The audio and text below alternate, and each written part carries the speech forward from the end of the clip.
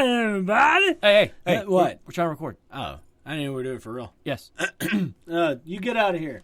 Right. Yeah. Hey, some weird guy just walked into the studio trying to screw us up. Yeah, because we never fuck up. No, not at all. No. Anyway, if you like our content, please don't forget to like, subscribe, and comment on the videos below. Also, check us out on Facebook and Twitter and anywhere else that podcasts are available. Yeah. You know, there's a reason I never call anybody a dick. If you'll pardon the pun, it's because of this. No one knows how hard it is to be a dick. And, excuse the pun, but let me explain. So think about it. The people closest to you are absolutely nuts. All right. Most mornings you wake up stiff. You can't get going. You know, your hair's always a mess. Your neighbor back there, complete asshole. All right. Always talking shit. Your best friend is a freaking hoo-ha. Like, that's why I don't call anybody a dick, man. It's a hard life.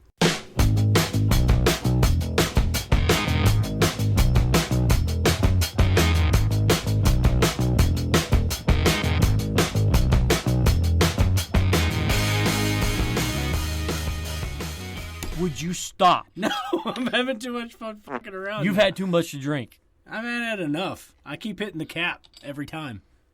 Do it with your finger then.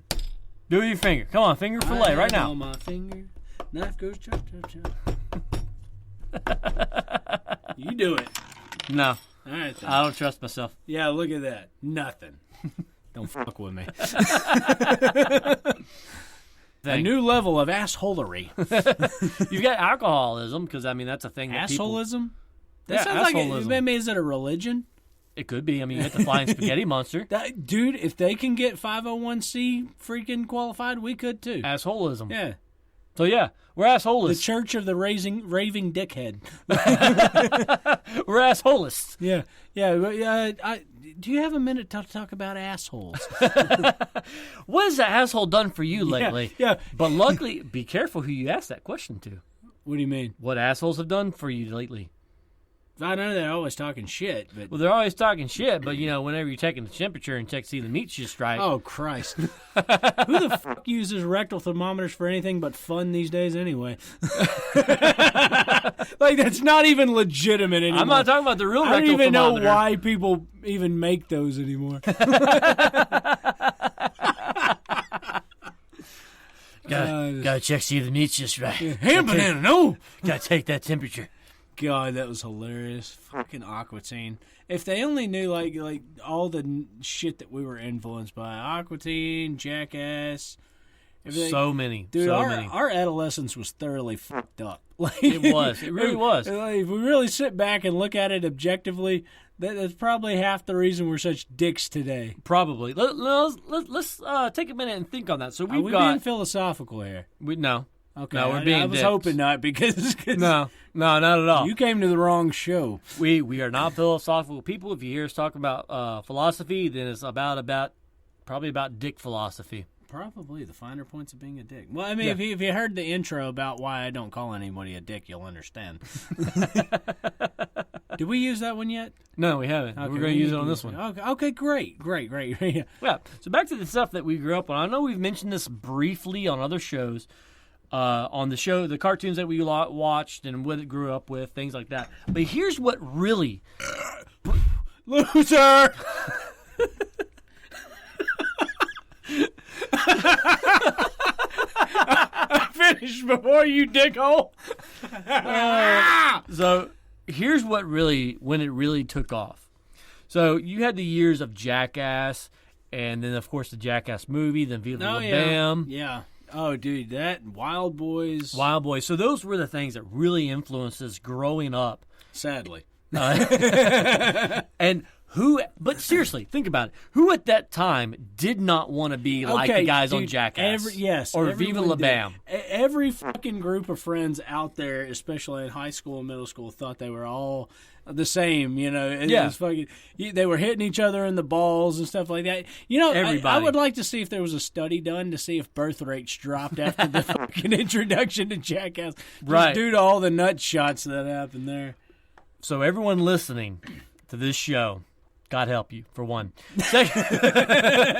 Secondly, if you're around our age and remember when Jackass came out on MTV, Then it moved into the movie. Then you've got Viva La Bam. You've got Wild Boys. You've got all that shit coming out. All the spin-offs, man. You cannot tell me that none of you ever thought about... got a camera or had access to one... and tried to do this stupid shit. Everyone freaking That did, was our life growing up, Dude. was trying to do the stupidest shit we could do. We got X Factor ramps. We built our own shitty ramps. Dude, was dumb as fuck. It was insane. It's a wonder we didn't break, like, so much shit. My parents had a 2-story house. They built it themselves.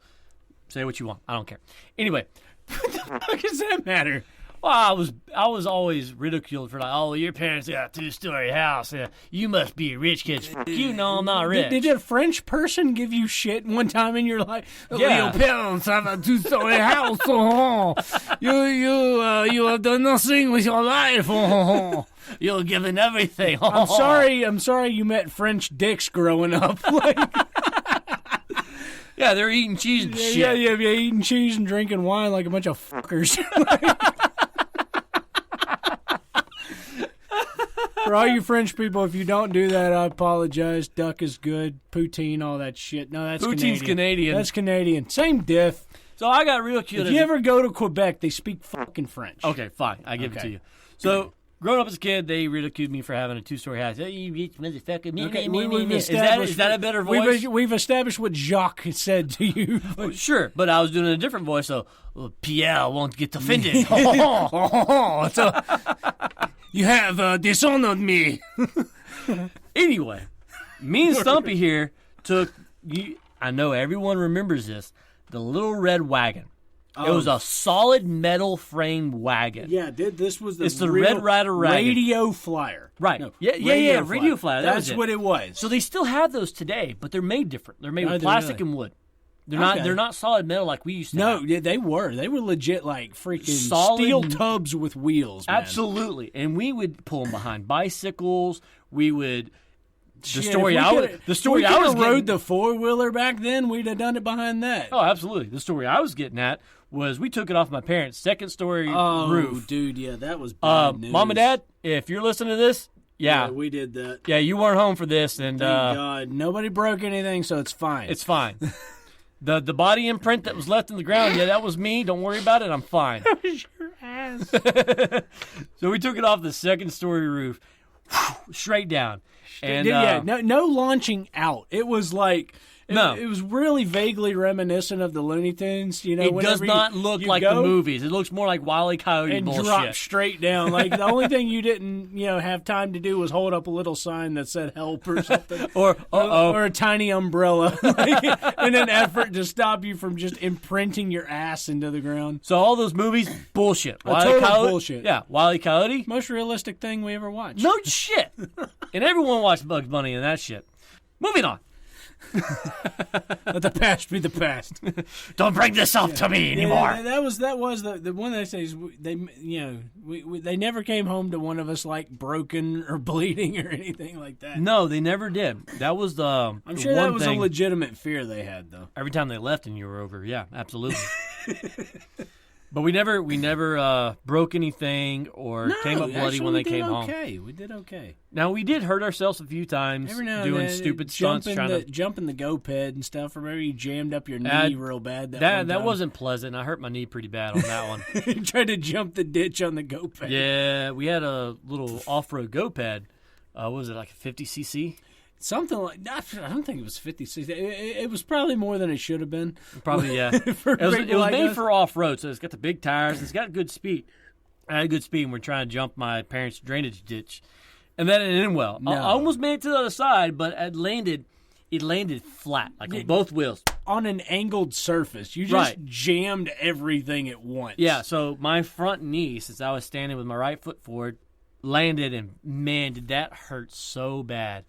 It jammed up my knee. I was laying there for a few minutes, and I think that's probably one of the worst injuries between me and you that we've had doing stupid shit. For that shit, yes. Yeah. Now, our cousin Caleb, on the other hand. Channel Lakes. We're at this place called Channel Lakes. God, his ankle looked awful. We were known over there for doing stupid stunts, going down the slide, and we were able to make the inflatable inner tubes slide across the top of the water. It was pretty awesome. It was. Like, all the way across the lake. We'd have competition to see who could get the farthest. Right. Eventually. Everybody would watch. Yeah, everyone. They'd see us heading to the top of the slide with those inner tubes, and everybody would stop to watch. It's now called Artesian Lake. So if you get a chance, check it out. It's an amazing place, amazing vacation spot. It's gorgeous. You get out and fish and swim, all kinds of stuff. I think they let us back. I went back last year. Oh, okay. Wow. Yeah, they must not have remembered I took the kids. Yeah, they don't remember me at all. Okay. It's good. It's fine. They don't realize it's been long enough. New management. Great place. So check it out. Amazing place to vacation. Take your family. There's nature trails, all kinds of shit. Anyway, so we got done doing our sliding across the lake, and I was skimming. Oh, look at that hot shit. We ended up getting the inner tubes, and we had like 4 or 5 of them. Yeah. And we would put them on top of ourselves. And we called, what was that, the Fat Man? Fat Man, Michelin Man, whatever. Yeah, and we would just ride down the slide. It was a slide we just awkwardly throw ourselves down the slide with like 8 inner tubes stacked up somehow, very haphazardly. Then we played bumper tubes, where we had someone sit at the bottom of the slide on top of a tube, and someone else on another tube. Side to side. Side to side. Side to side was the key to this game. So someone else would slide down on a separate inner tube. Side to side. Right side meets left side kind of thing. Right. Like one of those Newton's cradles, pretty much. Exactly, Newton's cradle. Our cousin Shikaka decides that feet first I'm going to go feet first. Way. That sounds like a good idea. Yeah. And he went feet first and broke his right ankle. It was nasty, too. That thing looked like a softball, dude. It was bigger than a softball. Purple and it was he was done the rest of the trip. Yeah, he was laid up on the couch. He was done for the next 6 months. That thing was horribly broken. Yeah, it was awful. Yeah, that wasn't a case of hey, go back, elevate it, and put some ice on it. I was like, hey, you need to go to the hospital, get a splint, maybe it reset, maybe a little pins, needles, that kind of bullshit. That is probably out of our family the most anyone has been injured doing a stupid stunt. That's amazing, isn't it? It is amazing. For all the stuff that we've done. Pulling tires behind 4-wheelers, lighting fires all the time, fireworks. Nobody has made... I take that back. You did go to the hospital one time after the range. That was different, and you disappeared in a cloud of smoke with gunpowder. Okay, that's a good point, too. And we almost set on fire the hay barn. Okay, that would have been very bad. So here's a good story for you. So amongst doing the stupid shit, we were at our cousin's place, another cousin, in Kirbyville. And this is a little podunk, cowboy town in Texas. And they raised cattle. They had horses. We just lost our 3 listeners in Kirbyville. Sorry. Good job. We have family there. It's okay. It's fine. Good job, Dick. Anyway, so they had this massive hay barn that they store all their hay in for all their cattle, all their horses, everything. Oh, they had bulls. They had all kinds of shit. As kids, we would climb through there looking for snakes, looking for whatever we could find. One day, it was cold, so we got a tire, put some hay in it, got some wood, and we made ourselves a fire. And we were young and stupid. Really stupid. Little did we know, rubber catches on fire and burns for fucking ever. And it's really hard to put out. So, once we realized the tire was on fire, we were like, oh shit, we're going to burn down this fucking hay barn. Yeah. And our uncle's going to... We're surrounded by hay and everything else. And our uncle's going to fucking kill us for destroying all of this property. That was probably several hundred bales of hay. And in Texas, he'd have killed us. And in Texas, that's a big thing. He'd have killed us. Because that feeds your cattle. Rightfully so. And that's a lot of money. That's a huge industry here in Texas. Here we are setting fires in the midst of it. In the middle because, hey, we're stupid-ass kids and we're fucking cold. Yeah. So we start scrambling, trying to put this fire. We're kicking dirt on it. We couldn't find any water because the water hose was all the way back to the house. 2 or 3 of us took the most desperate piss of our entire lives. We took turns pissing on this tire. Quick as we could. Put it out! Put it out! Oh, my God! Beat all you can. Kicking dirt on it. We eventually started kicking it and rolling it out of the hay barn. Which we managed to do without burning the place down. Right. We finally get it out and douse the flames. and we didn't burn the damn thing down. Luckily. Barely. Fucking barely. It was amazing. We never told him about that. And Uncle Hambone, I'm sorry. Yeah, if you're listening. Yeah, definitely. Uncle Hambone. Yeah, sorry. I second that. Our bad, man. Blame Stank. It's his fault. Yeah. That old bastard. Yeah, put it all on Chris. Well, that's enough self-crimination for one episode. Join us next time when we discuss how Be Cocky can help your garden come springtime.